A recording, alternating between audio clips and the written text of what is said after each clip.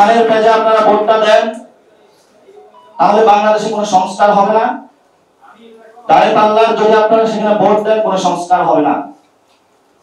আর আমরা আগামী পার্লামেন্টে কোন একক নেতৃত্বে পার্লামেন্ট দেখতে চাই না। বাংলাদেশে যে বৃহৎ দুটি দল বর্তমানে রয়েছে,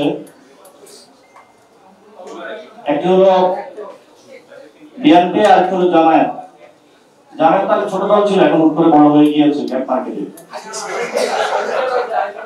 সো ওনারা বললো যে ওনারা স্বাক্ষর করবে, কিন্তু বাস্তবায়নের দিক কি সেটা হলো পরে দেখা যাবে। তো বিএনপির মনে মনে ছিল যে স্বাক্ষরটা করে দেই, দ্রুত যদি ফেব্রুয়ারিতে ইলেকশনটা নামিয়ে নিতে পারি, সংসদে গিয়ে আর জুলাই সনদে কি দেখবো সেটা আমরা পরে দেখে নিব, অর্থাৎ বাস্তবায়ন করবো না। অর্থাৎ 90-তে যে পরিস্থিতি তারা কায়েম করেছিল সেই পরিস্থিতির দিকে তারা হাঁটলো। আর জামায়াত চিন্তা করলো যে স্বাক্ষরটা করে দিয়ে এর মধ্যে যদি গণভোট দিয়ে একটু মাঠে নামতে পারি, তাহলে দাঁড়িপাল্লা যদি 2-3টা ভোট পারে তাহলে সমস্যা কোথায়। তাহলে দেখেন দুইটা দলই ভোট ব্যাংকে বাড়ানোর জন্য রিফর্ম এটাকে হলো তারা ব্যবহার করা শুরু। জামায়াত কিছু ইসলামী দলকে সাথে নিয়ে মাঠের মধ্যে হলো 5 দফা দাবিতে প্রোগ্রাম শুরু করলো। বিএনপি হলো নমিনেশন দিয়ে ক্যান্ডিডেটদেরকে বললো তোমরা মাঠে শোডাউন দাও। এর মধ্যে হলো আপনারা জানেন যে কয়েকজন মারাও গেছে। এবং জামায়াতের যখন মাঠে নামলো সেখানে বিএনপি বললো যে 71 পরাযুক্তি শক্তি আবার মাঠে চলে আসছে। তো আপনারা একই সাথে ঐক্যমত কমিশনে ছিলেন, একই সাথে মিটিং করলেন, একই সাথে সবকিছু করলেন। এখন যখন একটা পর্যায়ে আলোচনা টেবিলে আসলো, ভোটের প্রশ্ন আসলো, তখন এক দল যেটা আওয়ামী লীগের সময় ছিল নিষেধাজ্ঞা করা সেই প্রক্রিয়ার মধ্যে আপনারা চলে গেলেন। আমরা এখন দুই দলকে আহ্বান জানাই যে বাংলাদেশে যদি রিফর্ম না হয়, জুলাই সনদ বাস্তবায়ন না হয়, জুলাই সনদের আইনি ভিত্তি না হয়, তাহলে কিন্তু ইলেকশন যদি পিছিয়ে যায় আপনারা দুই দল ইতিহাসে ইলেকশন পিছনের জন্য দায়ী থাকবেন।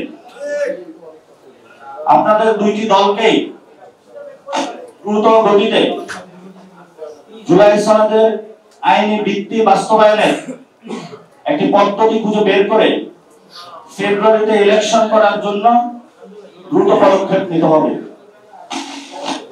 আর যদি আপনারা পদক্ষেপ নিতে ব্যর্থ হন, আপনারা জানেন ইতিমধ্যেই সমঝোতার যে ডেডলাইন ছিল সেটা শেষ হওয়ার পথে, শেষ হয়েও গিয়েছে মনে হয়। কিন্তু দুইটা দল থেকে আমরা মাঠের মধ্যে মারামারি, তর্ক যুদ্ধ দেখলাম, কোনো সমাধান আমরা দেখলাম না। তাহলে সরকার যদি বিএনপির পক্ষে যায় বা জামায়াতের পক্ষ হয়ে কোনো স্টেটমেন্ট দেয়, ঐক্যমত কমিশনের ভাষ্য থেকে বের হয়ে নোট অফ ডিসেন্টকে ঢোকানোর যদি কোনো পায়তারা করে, তাহলে কিন্তু আমরা সবাইকে নিয়ে শহীদ ফ্যামিলি থেকে শুরু করে আহত যারা যোদ্ধা রয়েছেন আমরা রাজপথে আবার যাব।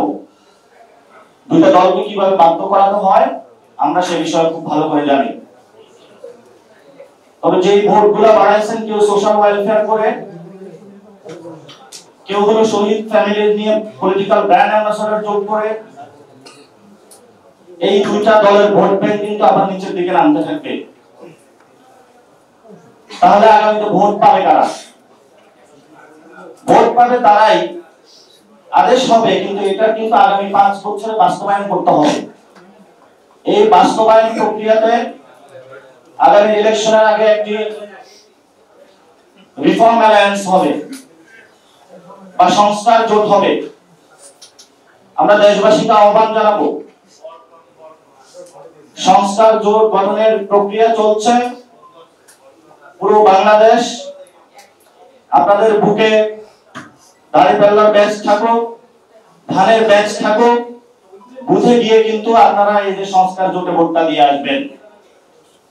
কারণ যদি ধানের ব্যাচে আপনারা ভোটটা দেন তাহলে বাংলাদেশে কোনো সংস্কার হবে না। দাঁড়িপাল্লার যদি আপনারা সেখানে ভোট দেন কোনো সংস্কার হবে না। আর আমরা আগামী পার্লামেন্টে কোন একক নেতৃত্বে পার্লামেন্ট দেখতে চাই না। কারণ সংস্কার প্রক্রিয়াকে বাধা দিয়ে উনি ইতিমধ্যেই দেখিয়ে দিয়েছেন যে আমি সংস্কারের বিরোধী, আমি রাজা, আমি ফ্যাসিস্ট হয়ে ওঠার প্রচেষ্টায় আছি। তাহলে একটা ফ্যাসিস্টকে বিদায় করে কেন আমি আরেকটা ফ্যাসিস্টকে নিয়ে আসবো?